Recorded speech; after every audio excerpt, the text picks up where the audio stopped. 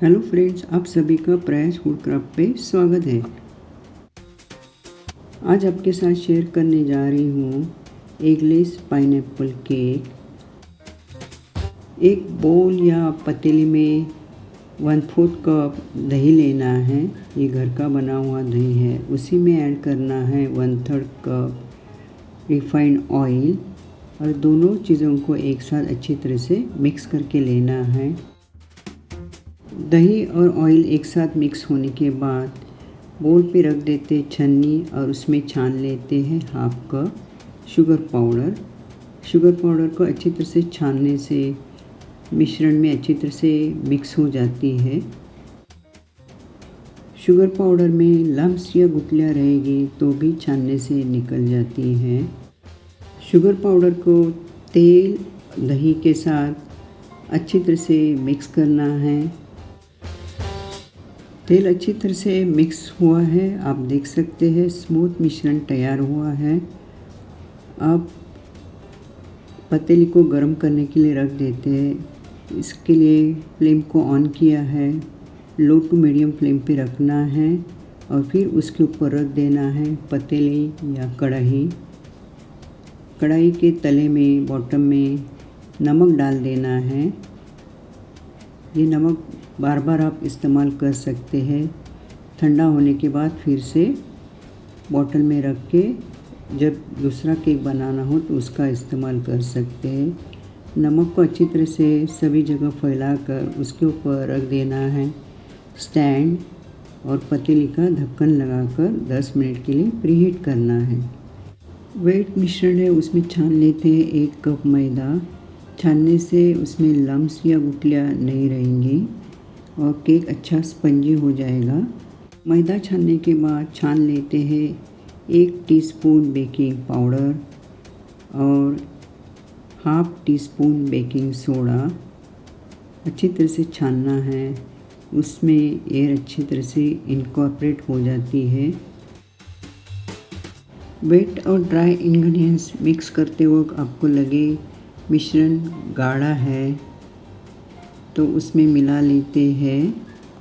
यहाँ मैं 1/3 cup room temperature दूध ऐड करूँगी, लेकिन एक साथ नहीं, थोड़ा थोड़ा करके ऐड करूँगी। उससे क्या हो जाएगा, बैटर में लम्स या गुठलियाँ नहीं रहेगी, बैटर बहुत ही स्मूथ हो जाएगा।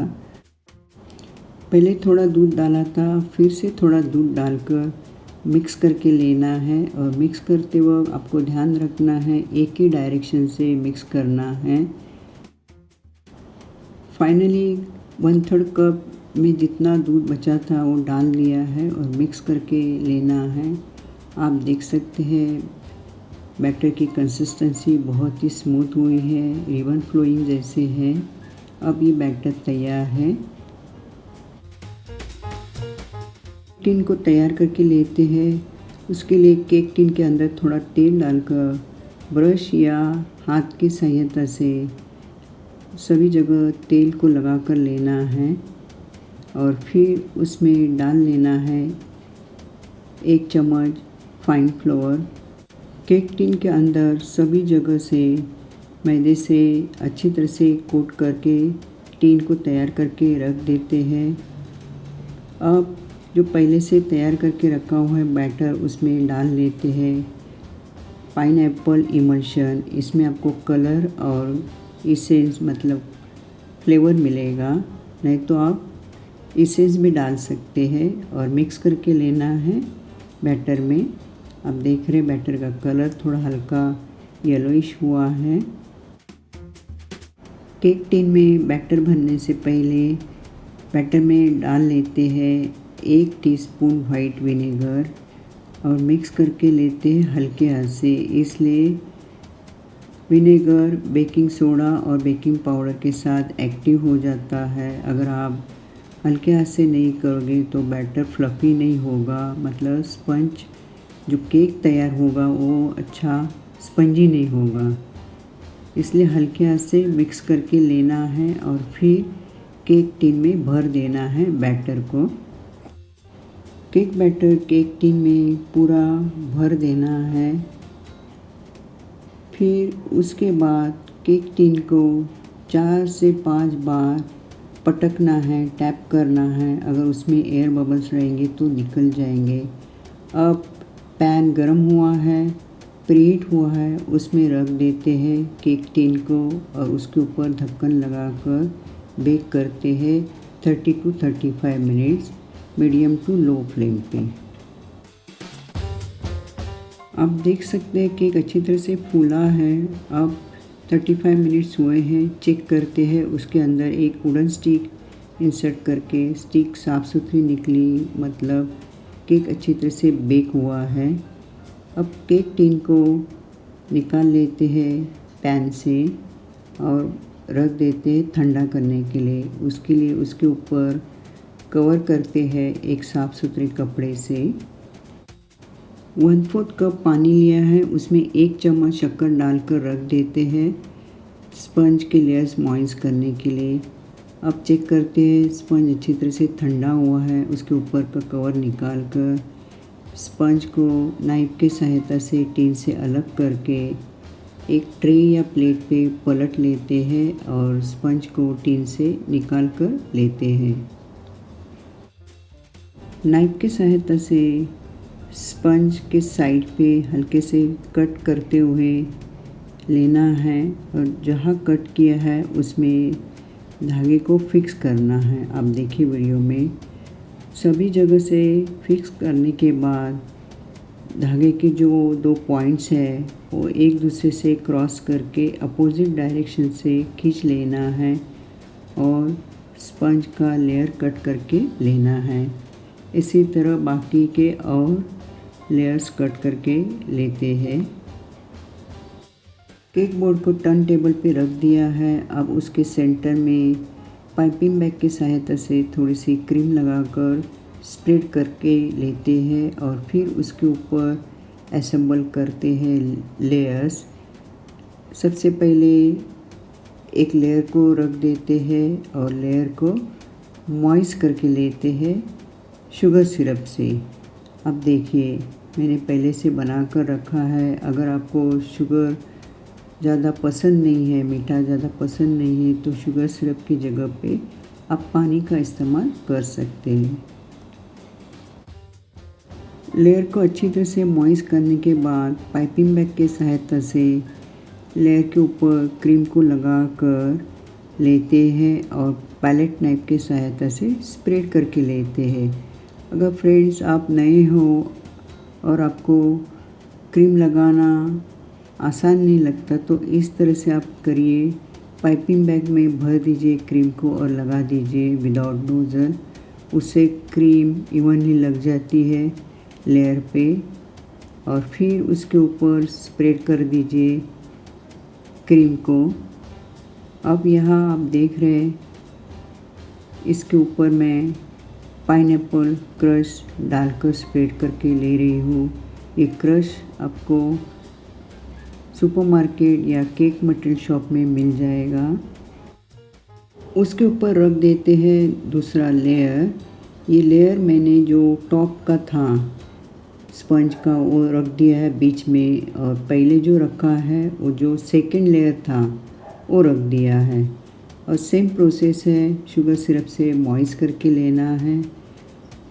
मॉइस्ट करना बहुत ज़रूरी है, उससे क्या हो जाता है क्रीम ड्राई नहीं होती है और क्रीम के अंदर जो मॉइस्ट है वो कम नहीं होता है। अच्छी तरह से मॉइस्ट करने के बाद पाइपिंग बैग की सहायता से क्रीम को लगा कर लेना है। फ्रेंड्स आप यहाँ तक वीडियो देख रहे हैं तो मैं आपको याद करके देती हूँ।